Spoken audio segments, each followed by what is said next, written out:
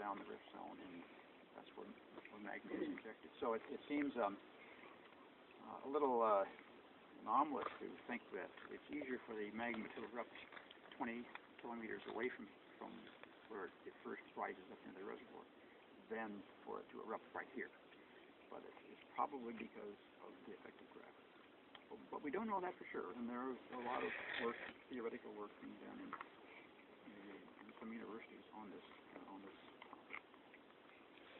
Now, one of the really interesting things that's going on now is that Kilauea has two eruptions taking place at the same time. And this is the first time that this has happened since there's been a written record that started in 1823. The Pu'u'o'o eruption, which is taking place 12 miles, 20 kilometers down the rift zone, has been going on since 1983. But it has a younger brother, and that is the eruption taking place here in Halima'uma'u, where you see the plume rising now.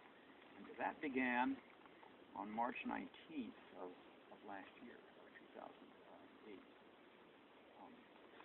So since that time, we've had two eruptions taking place.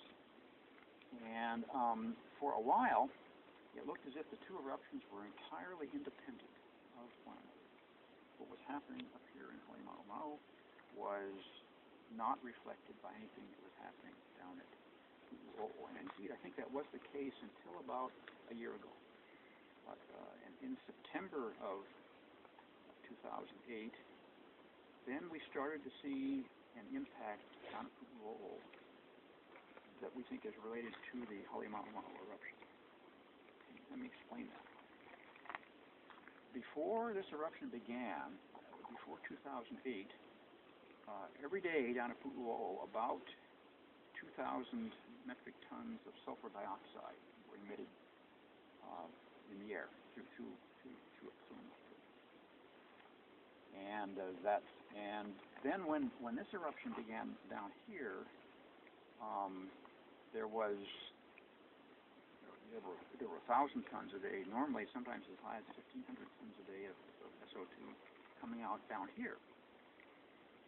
So if there was some sort of zero-sum game in the volcano, then you would have expected the SO2 output down at Pu'u'o'o to have dropped as it increased up here, but that wasn't the case. We continued to see 2,000 tons a day down there, 1,000 tons or more a day up here. So what was going on? Well, we're not sure, but it looks as if what had happened is that there wasn't that there was magma that had come into below the Halima'uma'u that was sort of independent of what was happening down of the magma that was going down to Pu'u'o'o. This had been intruded into the volcano over the preceding several years, became stored there, and began to rise and was degassing without impacting the magma that was traveling down to Pu'u'o'o. But then starting in last September, as I said, a year ago, then it looks as if probably all the magma that was had been intruding here earlier was used up. But there were conduits that were open now, so that gas could rise from the very magma that was also heading down to Pu'u'o'o. So that some of the gas, SO2, was escaping up to Halima'uma'u, but then this partly degassed magma was going down to Pu'u'o'o. So we started to see gas levels drop at Pu'u'o'o. And now the amounts are around 1,000 tons a day at Pu'u'o'o, which, together with the 1,000 tons a day that Halima'uma'u is giving off, equals the 2,000 tons a day that we were getting consistently before all this business started. So it looks like we're kind of back in equilibrium, except that the magma is degassing in two places. It's coming up into the reservoir, it's rising to a shallow enough level so that some SO2 can come off there. It's coming off in that plume now. And then the magma is then turning, going down the rift zone, and losing the rest of its SO2 down. So is the degassing considered to be a good thing, relieving pressure? Yeah, it certainly does relieve pressure. If there were to be some period of time when this system would become sealed, then we would certainly have an explosive activity. And in fact, the Halemaumau eruption began just in that way, with an explosion. The wooden fence at the visitor overlook was severely damaged. Rocks weighing 200 kilograms, 500 pounds or more, were thrown up onto the rim of the crater. And that was because that there was enough gas rising, there was too much gas rising for the size of the vents. So the pressure built up, and then eventually the roof rock had to explode. And the gas escaped violently, throwing out the rocks. Was this a sudden event, or was there any seismic warning at all that this might happen? This was not a sudden event, but we really didn't know what was going to happen, and there was no immediate seismic precursor. Starting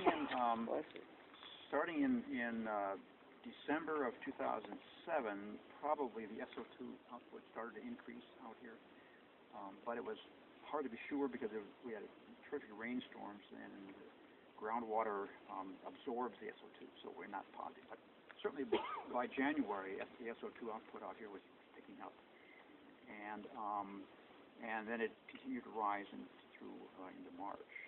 And associated with that, there was a lot of tremor, shaking of the ground, and so that we knew that something was afoot. But what was really startling to us, it still is actually, is that we had expected there to be some swelling as a result of this magma rising closer to the surface, and we didn't see any.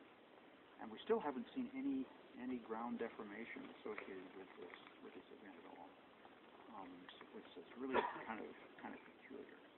Now, lately there have been some variations on this theme. The small events are taking place that may be small deformation events that may be correlated with eruptive activity, but looking back at the start of it, you really can't see anything that would have been a precursor. So the reason, how we recognize that an explosion had occurred is kind of interesting. At 2:57 in the morning of March 19th, there was a vigorous seismic event that occurred up here, and before then, over the preceding several days, there had been incandescent spots that were showing up where the fume now is, but there was a big talus pile there, and parts of the talus were becoming incandescent. Gas was coming off. Each night you could see that these spots were getting larger, and the area containing the spots was widening, so it was getting very, very hot. But then when the seismic event occurred at 2:57 in the morning, suddenly there was just one big opening. So it was obvious that there had been a big change down there. There was a guy up here at the observatory at the time who noted the seismic disturbance and noticed the incandescent change down there, but he didn't hear anything.